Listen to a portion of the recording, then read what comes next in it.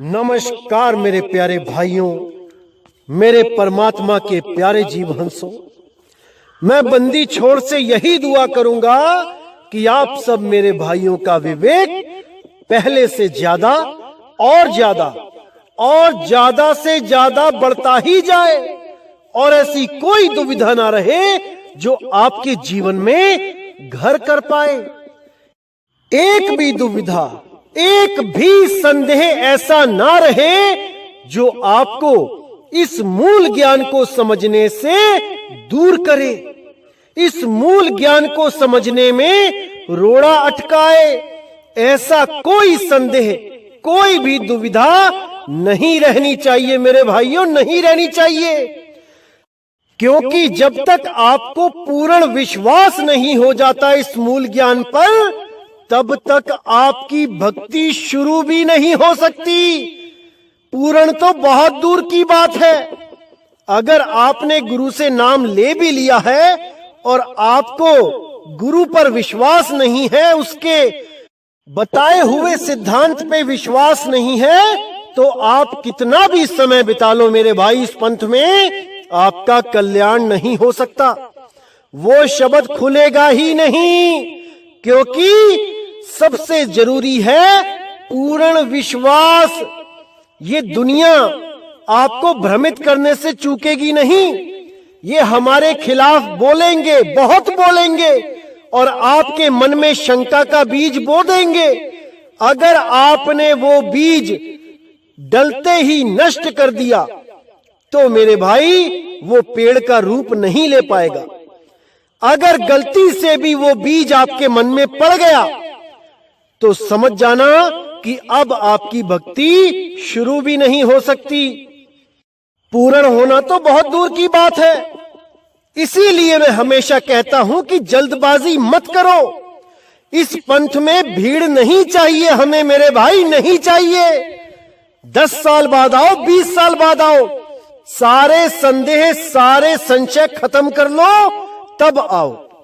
तब आने का फायदा होगा। जल्दबाजी में आके गले में कंठी पहन के फिर सोचने लग जाओ कि पता नहीं ये पंथ सही है या गलत है, उसका कोई फायदा नहीं, कोई फायदा नहीं। जहां पे हो वहीं रहो, वहीं कोर्स कंप्लीट करो। जब वहां पर कोर्स पूरा हो जाए, वहां की पढ़ाई पूरी हो जाए, तब आगे बढ़ो।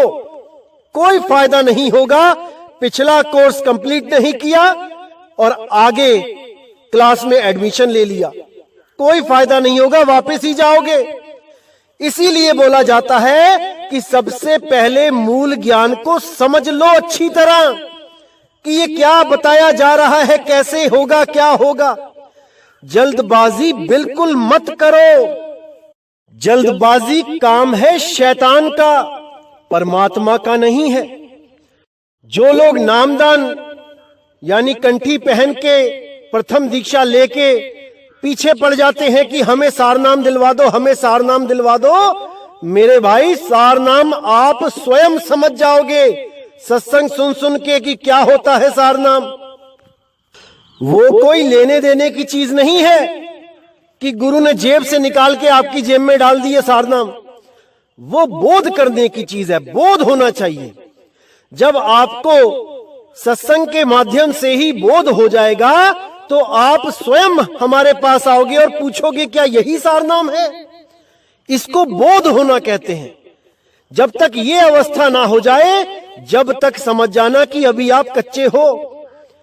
इसीलिए मेरे भाई पहले अच्छी तरह पक जाओ, या तो सरेंडर कर दो या फिर अच्छी तरह ज्ञान को समझ लो। ये दो ही रास्ते हैं मुक्ति के, इसके अलावा तीसरा कोई रास्ता नहीं है। या तो पूर्ण रूप से सरेंडर कर दो कि भाई मैं कुछ नहीं जानता, गुरुजी आप देखो क्या करना है, आप जो कहोगे मैं वो करूंगा।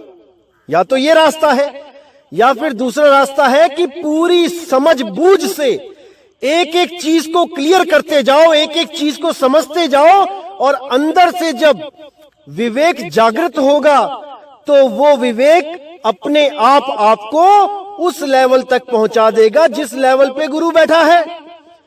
क्योंकि गुरु के द्वारा ही दिया गया ज्ञान आप समझ रहे हो, तो जो गुरु को पता है वो आपको भी बोध हो जाएगा। जल्दबाजी करने की जरूरत नहीं है। इसीलिए मैंने बोला था कि 2021 तक किसी को नाम ना ही मिले तो अच्छा है, क्योंकि कम से कम 1-2 साल तो ज्ञान समझना चाहिए। आप किसी भी पंथ में जुड़े हैं तो कम से कम 10 महीने, 12 महीने, 1.5 साल, 2 साल ज्ञान समझ के ही गए हैं ना किसी पंथ में। तो इस पंथ में जल्दबाजी क्यों? बिल्कुल जल्दबाजी नहीं करनी है मेरे भाई। हमने कोई गिनती नहीं बढ़ानी अपने पंथ में शिष्यों की। हमें भीड़ नहीं चाहिए। मैं फिर बोल रहा हूं, 1000 बार सोचो इस पंथ में आने से पहले, क्योंकि हम बिल्कुल नहीं चाहते कि हमारे पंथ में भी बाकी पंथों की तरह देखा देखी भीड़ इकट्ठी हो जाए। हम बिल्कुल नहीं चाहते। हम चाहते हैं कि इस पंथ में केवल और केवल विवेकी पुरुष ही आए, जिनके मन में कोई संदेह ना हो, कोई भ्रम ना हो, कोई दुविधा ना हो। केवल वो लोग नामदान लेने आए, अन्यथा भाई घर पे बैठो, अभी और सत्संग सुनो।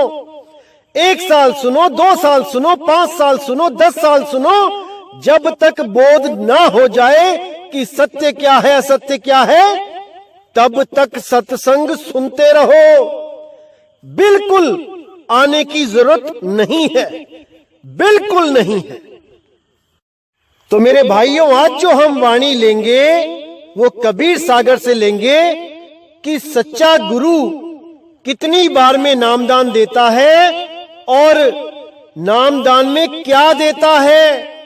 आज हम इस पे विचार करेंगे, क्योंकि काल के दूतों ने वाणियों के माध्यम से ऐसा उलझा दिया है जीव को कि ये अब निकलने का नाम नहीं ले रहा है। क्योंकि वाणियों को ही दिखा दिखा के, उसका गलत अर्थ कर करके इस भोले भाले जीव को इन अधूरे गुरुओं ने ऐसा उलझा दिया है, ऐसा उलझा दिया है कि अब परमात्मा के सिवा उनको कोई सुलझा ही नहीं सकता। अब तो केवल परमात्मा की दया होवे तो ऐसा विवेक जगे कि वो सत्य और असत्य का निर्णय कर पाए। नहीं तो मेरे भाई, इन काल के दूतों ने कोई कसर नहीं छोड़ी जीव को उलझाने के लिए।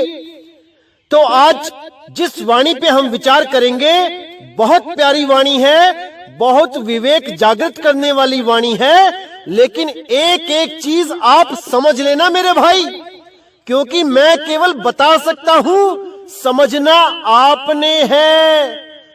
मैं तो केवल मदद कर सकता हूं आपकी समझाने में, इससे ज्यादा मैं कुछ नहीं कर सकता।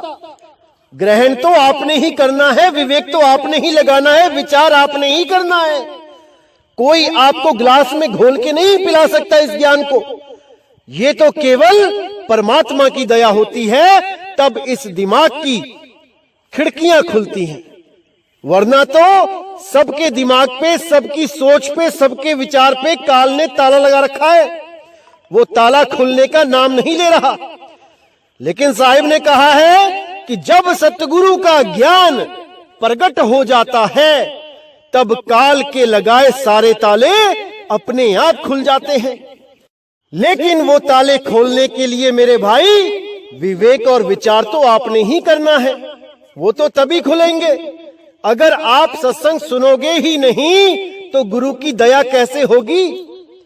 मैं तो हैरान हूं, जो लोग इतने सालों से कहते नहीं थकते थे कि हम ज्ञान चर्चा करते हैं, आ जाओ कोई हमसे ज्ञान चर्चा कर लो, आज वही लोग अपनी संगत में कहते नहीं थकते कि मदन पंथ का सत्संग मत सुनना, इनके साथ ज्ञान चर्चा मत करना।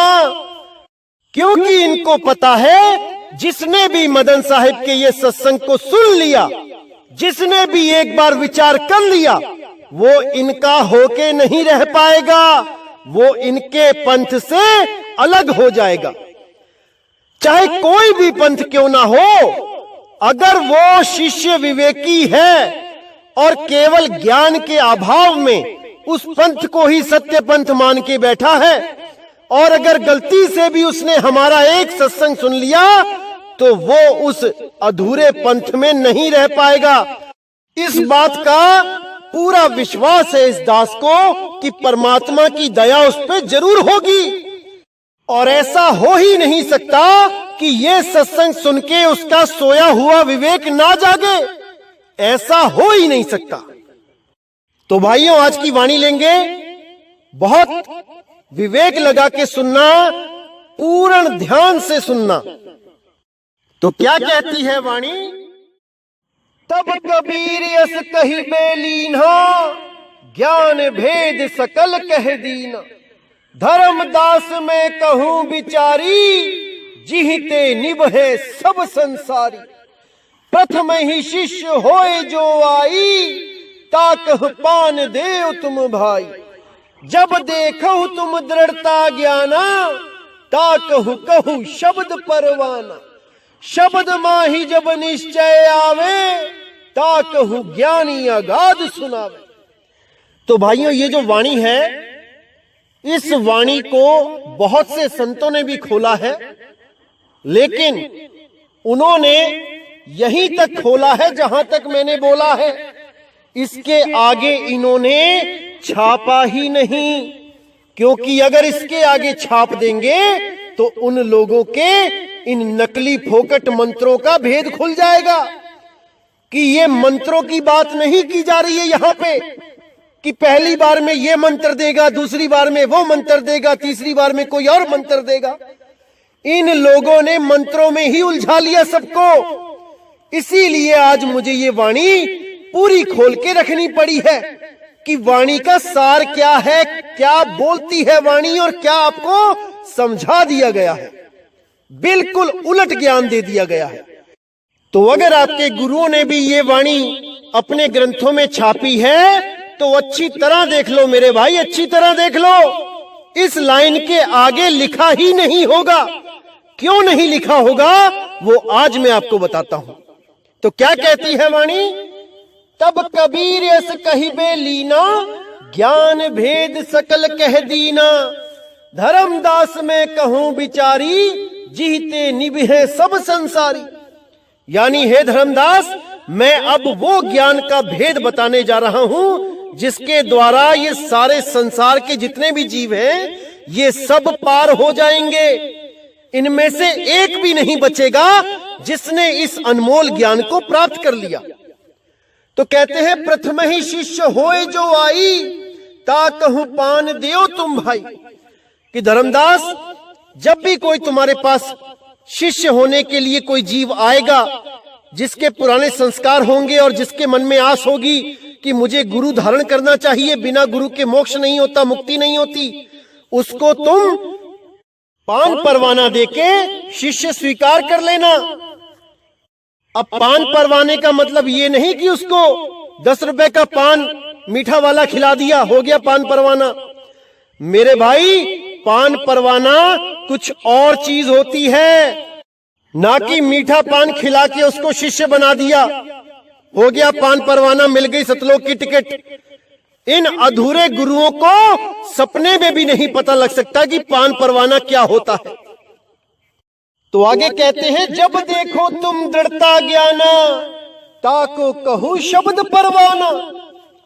कि जब तुम्हें लगे कि वो शिष्य बार बार तुम्हारे पास आ रहा है, तुमसे कुछ ज्ञान प्राप्त करना चाहता है, उसको लग रहा है कि आत्म कल्याण बहुत जरूरी है, तब उसको तुम शब्द के बारे में बताना शुरू कर दो कि भाई, जो तुम्हें मैंने पहले नाम दिए थे प्रथम दीक्षा में, वो सच्चा शब्द नहीं है, वो कृत्रिम नाम है, वो बनावटी नाम है, वो पर्यायवाची नाम है परमात्मा के, ना कि कोई मंत्र है कि उसको जपने से तुम्हारी मुक्ति होगी। उसको ये समझाना शुरू कर दो कि वो शब्द अबोल है, अडोल है, अकह है, नियक्षर है, निहित तत्व है, वो शब्द अमान है। तब जब उसको लगे, उसको निश्चय हो जाए कि जो गुरुजी बोल रहे हैं बिल्कुल सही बोल रहे हैं, केवल तभी उसको अगला भेद बताना। उसके लिए क्या बोला है शब्द माही जब निश्चय आवे, ताको ज्ञान अगाध सुनावे।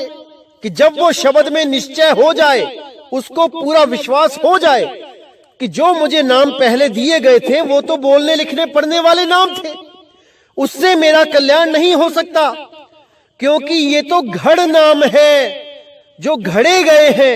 हिंदी भाषा में घड़े गए हैं, अंग्रेजी में घड़े गए हैं, जापानी में, ताइवानी में, फ्रेंच में, अलग अलग भाषाओं में घड़े गए हैं, लेकिन परमात्मा का नाम तो अनघड़ है।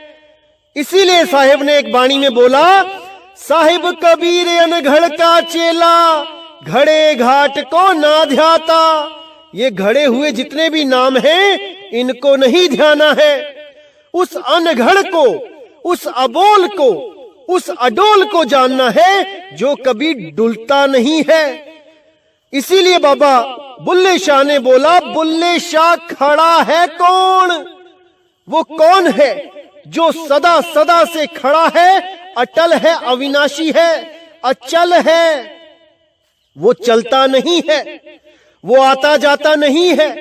आवे ना जावे, जन्मे नहीं मरे, सोई निज पीव हमारा हो। उसीलिए बोला गरीबदास जी ने भी, सतगुरु के लक्षण कहूं, अचल विहंगम चाल। अचल यानी जो कभी चलता नहीं है, और उस तक कैसे पहुंचा जाएगा? विहंगम चाल, विहंगम चाल से पहुंचा जाएगा, यानी कि सीधे शब्द में सुरत लगानी है, बीच में कोई स्टॉपेज नहीं है, नहीं है, नहीं है।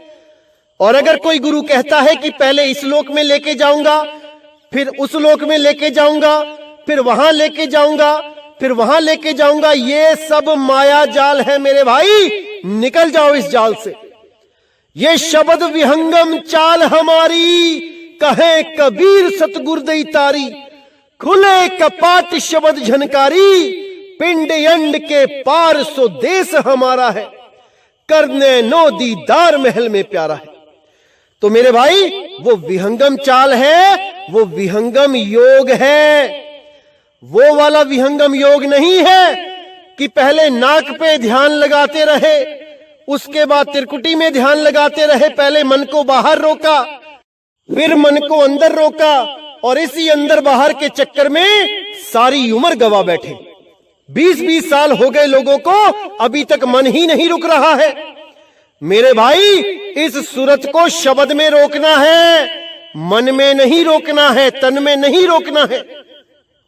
जिस आदमी की एक्सीडेंट में नाक ही कट जाए, जैसे शूर्पनखा की नाक कट गई थी, अब वो कहां ध्यान लगाएगा?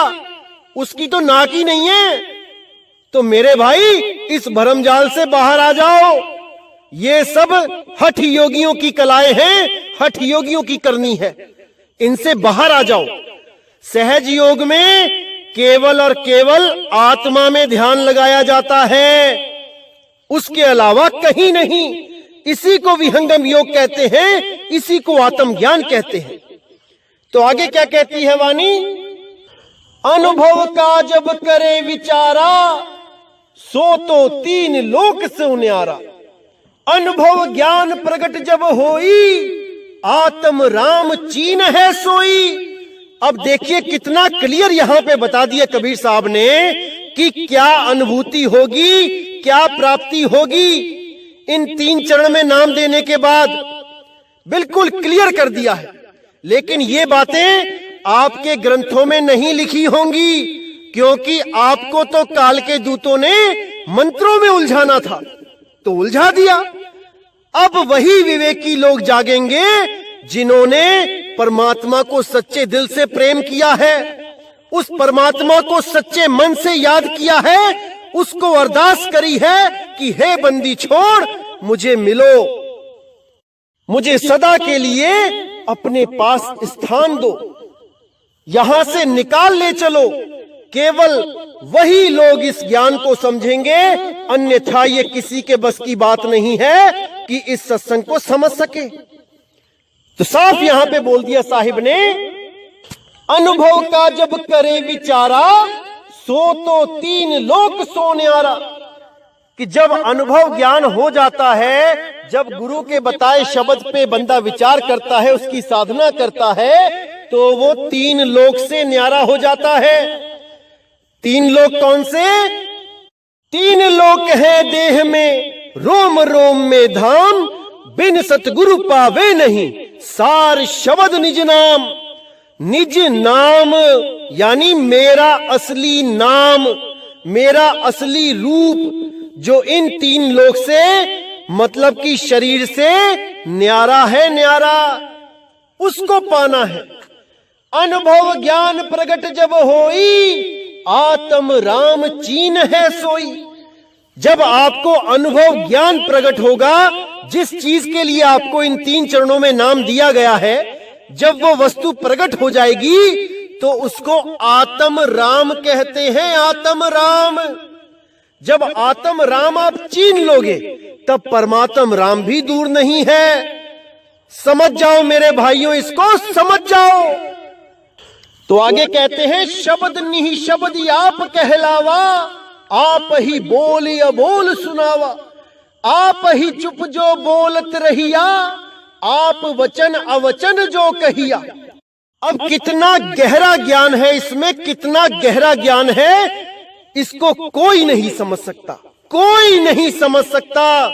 इसीलिए ये लाइनें कोई लेता ही नहीं अपने ग्रंथ में। आधी वाणी उठा के धर लेंगे, उसके बाद की छोड़ देंगे। तो क्या कहती है यहां वाणी? शब्द निहि शब्द आप कहलावा, आप ही बोल अबोल सुनावा। ये उस अवस्था के बारे में बताया जा रहा है जब आप आत्मज्ञान को प्राप्त हो जाते हो और आपको समझ में आ जाता है कि मैं ही शब्द हूं और जितने भी ये शब्द निकल रहे हैं ये सब मुझसे ही निकल रहे हैं।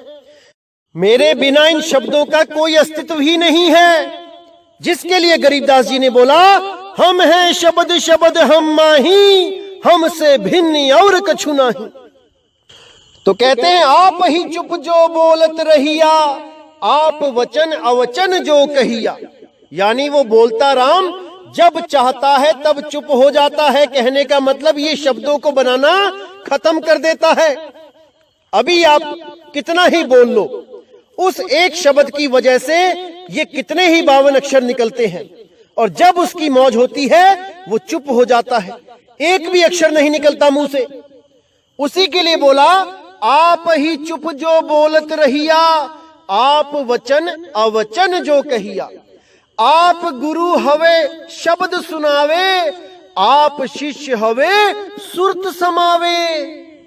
यानी वही आत्म राम गुरु बनके आपको शब्द का लखाव भी कर रहा है और शिष्य बनके सूरत को शब्द में लगा भी रहा है। इसी को बोलते हैं आपे गुरु आपे चेला। आप ही गुरु शिष्य जो होई, देखे सुने आप ही सोई।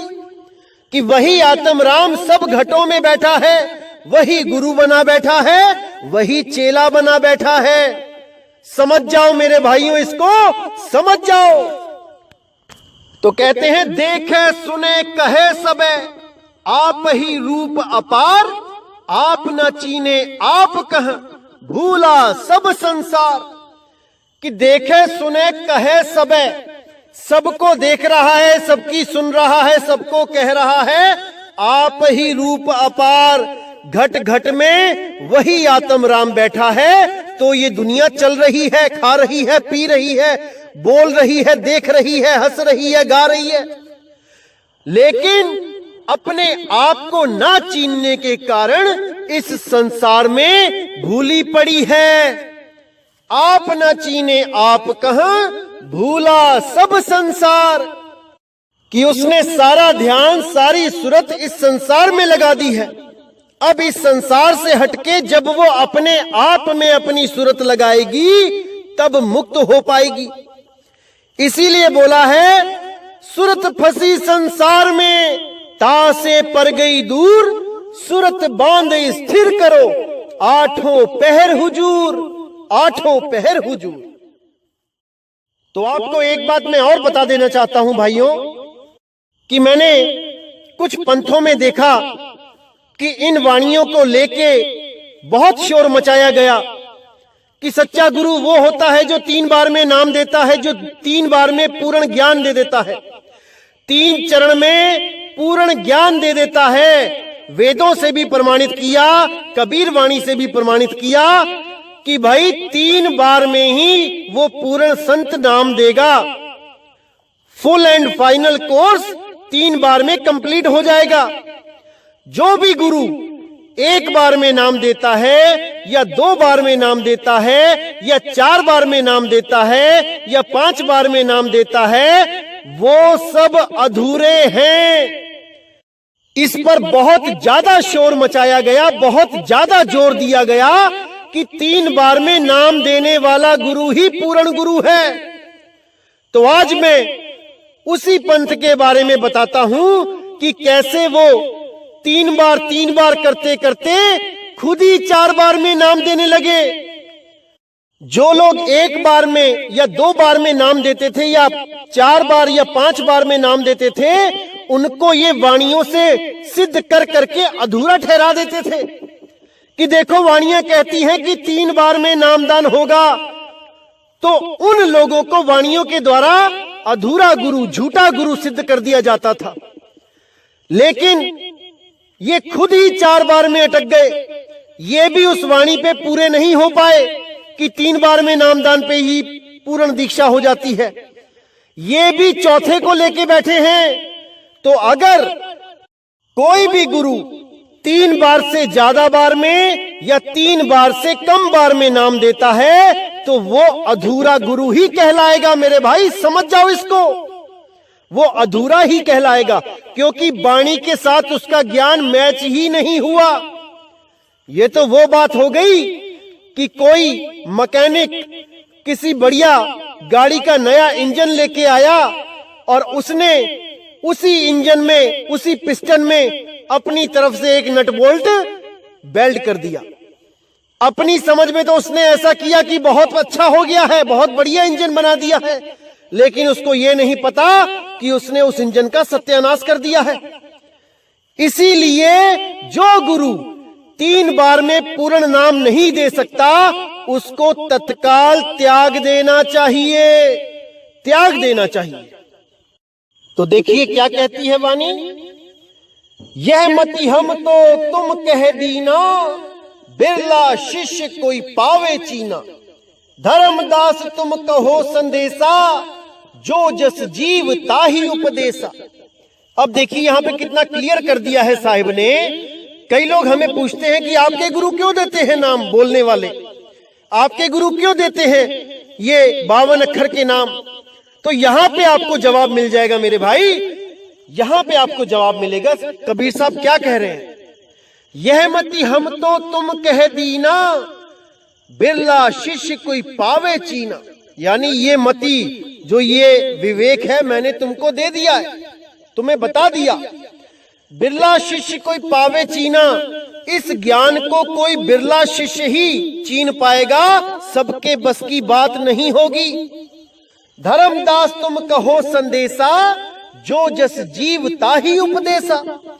कि धर्मदास इस संदेश को, इस मेरे ज्ञान को तुम बताओ, लेकिन जैसा जीव होगा उसके हिसाब से ही देख परख के बताना उसको।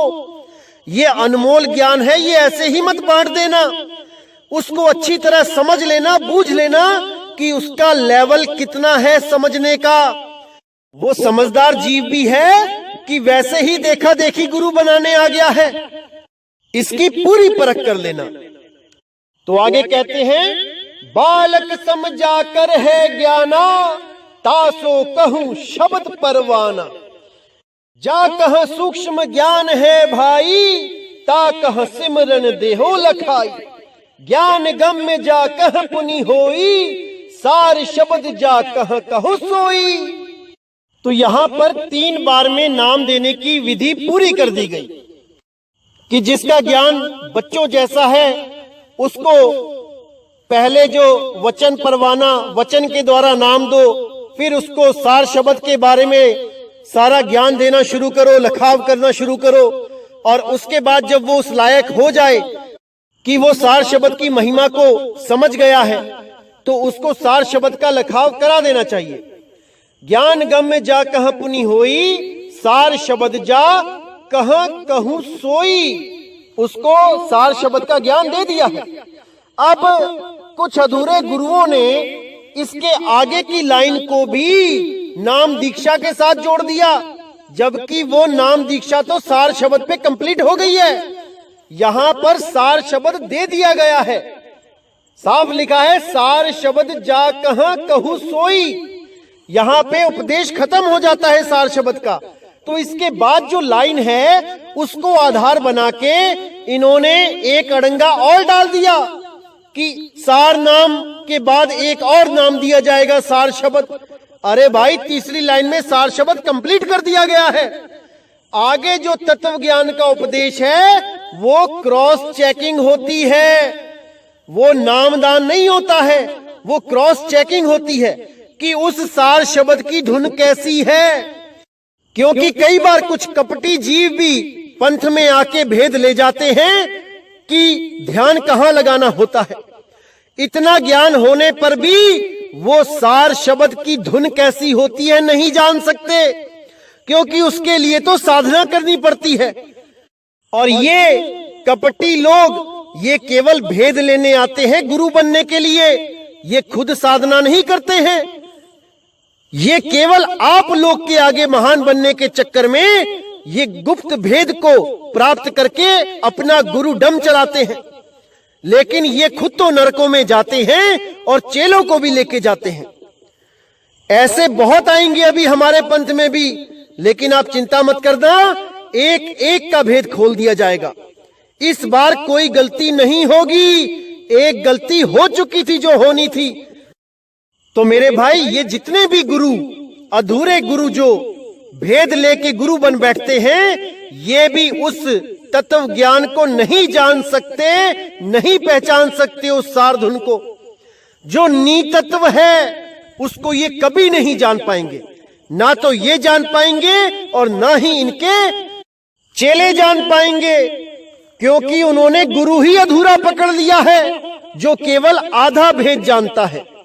मैंने पहले भी समझाया था, ध्यान विदेह और नाम विदेहा, दो लख पावे तो मिटे संदेहा। कि पहले तो ध्यान विदेह के बारे में ज्ञान होना चाहिए कि ध्यान कहां लगाना है, और फिर नाम विदेह यानी कि उसकी धुन कैसी है। जब तक इसका ज्ञान नहीं हुआ, जब तक कोई भी गुरु ना तो खुद मुक्त हो सकता है, ना ही अपने चेले को मुक्त करवा सकता है। तो इसीलिए जो भी अधूरे गुरुओं की शरण में जाते हैं वो कभी मुक्त नहीं हो पाते हैं। इसलिए मेरे भाइयों, पूरी परख करो कि जिस गुरु से आप जुड़ रहे हो उसके गुरु ने उसको क्या ज्ञान दिया है। कई बार ऐसा होता है, कोई किसी और पंथ में होता है, लेकिन उसको समझ में आ जाता है सत्संगों के माध्यम से कि मैं गलत पंथ में हूं, लेकिन गुरु बनने की जो हवस है वो कहां जाए, वो तो अंदर ही है। तो वो उसी गुरु की शरण में रहता हुआ किसी और गुरु से नाम ले लेता है जहां उसको लगता है कि सत्य है। अब वहां से नाम केवल इसलिए ले रहा है कि उसको भेद पता लग जाए। अब वहां से नाम लेके वो अपने पुराने गुरुडम में ही आ जाता है और वो अपने पुरानी गद्दी को ही चलाने लग जाता है, और ये शो करता है कि मेरे पास भी पूर्ण ज्ञान है। मेरे भाई, कभी नहीं पार कर सकते किसी को, कभी नहीं। खुद भी डूबोगे और 150 को लेके डूबोगे, और वही 150 अगले जन्मों में चींटियां बन के खाएंगे, कीड़े बन के तुम्हारे सिर में पड़ेंगे और तुम्हें नोच नोच के खाएंगे और बोलेंगे कि तुमने इस गुरु बनने के चक्कर में हमें अधूरा ज्ञान देके हमारा मानुष चोला बर्बाद किया। तो मेरे भाई, इससे पहले कि कोई अनर्थ करो, समझ जाओ, सुधर जाओ, आदमी बन जाओ। ये कपट चतुराई का रास्ता नहीं है कि कहीं से भेद लेके बैठ गए गुरु बनके। जब वो काल अपनी धुनें चलाएगा तब समझ में आएगा कि क्या करूं क्या ना करूं। तब समझ में आएगा कि गुरु का होना कितना जरूरी है। गुरु से पूर्ण भेद प्राप्त करना कितना जरूरी है। अभी तो वाहवाही में ऐश लग रही है, मजे आ रहे हैं, लेकिन जब मौत आएगी तब समझ में आएगा कि क्या होता है कबीर ज्ञान और क्या होता है गुरु से कपट करना। देखते जाओ। तो कहते हैं ज्ञान गम्य जा कह पुनि होई, सार शब्द जा कहूं सोई। उसको सार शब्द का लखाव करा दो। अब सार शब्द का लखाव हो गया, यानी कि 3 बार में सब कुछ कंप्लीट हो गया। अब इसके आगे कोई अगर बढ़ता है कुछ देने लेने का मामला, तो समझ जाना कि वो अधूरा गुरु है। अब तो केवल क्रॉस चेकिंग होनी है कि वो शब्द धुन कैसी है, जिसके लिए बोला गया कि जा कह दिव्य ज्ञान परवेशा, ता कह तत्व ज्ञान उपदेशा। यानी उस दिव्य ज्ञान में जो भेद बताया गया था, ध्यान विधेय का भेद लखाया गया था, जब उसमें सुरत रमेगी और अगर तो वो गुरु के अधीन है, वो गुरु से कपट नहीं रखता है, तब तो एक ही धुन चलेगी, क्योंकि बंदी छोड़ जहां पर दया करते हैं काल वहां नहीं पहुंच सकता, उसकी धुनें वहां नहीं चल सकती। लेकिन अगर वो गुरु से कपट रखता है तो उसको इतनी धुनें सुनाई देंगी कि वो कंफ्यूज हो जाएगा, समझ ही नहीं पाएगा कि असली कौन सी है, किसको पकड़ूं। यहीं पे आके उसके सारा चुस्त चालाकी फेल हो जाएगी और वो दोबारा गर्भ में चला जाएगा। तो कहते जा कह दिव्य ज्ञान परवेशा, तामह तत्व ज्ञान उपदेशा। जो उस दिव्य ज्ञान को प्राप्त करे उसको तत्व का उपदेश कर दो कि वो धुन कैसी है बता दो। अनुभव ज्ञान जहीं कहाँ होई, दूसर कितहु न देखे सोई। जब उसको वो धुन पता लग जाएगी, वो उस धुन में समाएगा, तब वो क्या देखेगा कि भाई वो तो घट घट में है, वो तो हर जगह हो रही है। मतलब कि वो आत्म राम घट घट में रमा हुआ है, वो घट घट में बोल रहा है। इसीलिए गरीब साहिब ने बोला, गरीब पुरुष कबीर ने देह धरा नहीं कोय, शब्द स्वरूपी रूप है घट घट बोले सोए। तो आगे कहते हैं उग्र ज्ञान जा कह परकासा, आत्म राम घट माही निवासा। आत्म राम की परिचय होई, आप ही आत्म राम है सोई। कितना क्लियर कर दिया साहेब ने। अब और क्या बोले आत्म के बारे में, साफ बोल दिया कि उग्र ज्ञान जा कहां पर गासा, कि सबसे उत्तम ज्ञान जो है वो आत्म घट का प्रकाशित होना है। आत्म राम घट माही निवासा, वो सुरत आत्म राम घट यानी आत्म घट में निवास करेगी। आत्म राम की परिचय होई, आप ही आत्म राम है सोई। जब तुम्हें इस तन घट से आत्म घट में तुम्हारा निवास हो जाएगा, उस सूरत को तन घट से हटा के आत्म घट में लगा दिया जाएगा। आप ही आत्म राम है सोई, तब आप स्वयं आत्मा ही हो जाओगे, जो अभी अपने आप को शरीर समझ रहे हो। अभी आप आत्म ज्ञान से इसलिए दूर हो क्योंकि आप अपने आप को कभी तन, कभी मन, कभी कुछ और समझने लग जाते हो। यही भूल है, इसी भूल को सुधारना है मेरे भाई। जैसे ही आप आत्म राम हो जाते हो, वैसे ही आपके जन्म मरण का बंधन खत्म हो जाता है। क्योंकि गीता में अध्याय 2 में बिल्कुल साफ लिखा है कि आत्म राम को कोई काट नहीं सकता, मार नहीं सकता, जला नहीं सकता। बस आत्म राम को जानने की देर है। जैसे ही आपने आत्म राम को जान लिया, आप स्वयं आत्म राम हो जाते हो। समझ जाओ मेरे भाई, इसको समझ जाओ। लेकिन जितने भी ये काल के दूत हैं, ये अधूरे गुरु हैं, ये आपको आत्म ज्ञान से दूर रखना चाहते हैं। ये आपको मंत्रों में ही उलझा के रखना चाहते हैं। इसलिए इस पूरी वाणी को छापते तक नहीं अपनी किताबों में। इसमें से आधी वाणी छापेंगे, आधी गायब कर देंगे, कि मन में कोई प्रश्न ही ना आए आत्म ज्ञान के बारे में, क्योंकि इनके पास आत्म ज्ञान नाम की चीज ही नहीं है।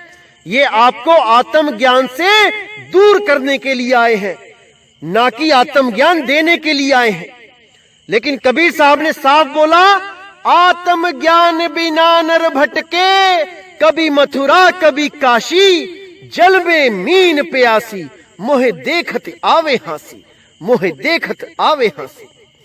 तो इसी के साथ दोस्तों ये सत्संग यहीं समाप्त करता हूं और पूरी उम्मीद करता हूं बंदी छोड़ की दया आप पर जरूर हो रही है। एक एक चीज आपको क्लियर होती जा रही है। मुझे पूरा विश्वास है, पूरा विश्वास है मुझे उस मालिक पे कि वो आपको पूरा विवेक दे रहा है और वो विवेक पूरा काम कर रहा है। हर चीज आपको समझ में आ रही है, हर चीज क्रिस्टल क्लियर होती जा रही है। बस मैं यही अरदास करूंगा कि कोई भी दिक्कत आए तो वो आप अपने विवेक के द्वारा ही सॉल्व कर लो, क्योंकि अब आपका विवेक इतना जाग चुका है मेरे भाई कि अब कोई आपको मूर्ख नहीं बना सकता इन 52 अक्षरों का नाम लेके। अब किसी मंत्र तंत्र के चक्कर में आप नहीं पड़ सकते। अगर आप 1% भी विवेकी हो तो, अगर आपके अंदर विवेक नाम की चीज ही नहीं जगी है तो मेरे भाई आप वापस चले जाओगे। भले इस पंथ में आ जाओ, आपको यू टर्न लेना ही पड़ेगा, क्योंकि आपका मन यहां टिकेगा ही नहीं, क्योंकि आपका मन तो 52 अक्षरों में उलझा होगा। तो मेरे भाई इस पंथ में आने से पहले 100 बार सोच लो, जल्दबाजी मत करो, अच्छी तरह सोच विचार के आओ। तो इसी के साथ मुझे विदा करें। जय गुरु बंदी छोड़ वैराग साहिब, जय गुरु बंदी छोड़ साधु शरण साहिब, जय गुरु बंदी छोड़ बाबा मदन साहिब, बाबा नानक साहिब, मेरे गुरु अंगद देव जी, मेरे संत पलटू साहब, मेरे रविदास जी महाराज, मेरे धर्मदास जी, सभी संतों की जय हो। जय जय सतगुरु बंदी छोड़ कबीर साहिब की सदा ही जय हो, सदा ही जय हो मेरे मालिक की साहिब बंदगी सतनाम। साहिब बंदगी सतनाम, बंदी छोड़ सतगुरु कबीर साहिब की जय हो। आज हम जानेंगे कि जो सच्चा कबीर पंथ है, उस पंथ के अंदर नाम दीक्षा कितने बार में दी। तो आज ये वेद खोलेंगे सतगुरु नितिन साहब जी के जो नाम दीक्षा के नाम पे बहुत सारे गुरु लोग, कोई 4 बार में, कोई 5 बार में, का असली पंथ है वो कितने बार में नाम दीक्षा देते हैं। तो आज ये सत्संग के माध्यम से क्लियर हो जाएगा। तो सत्संग को आपने बड़े विवेक लगा के और बुद्धि लगा के सुनना है।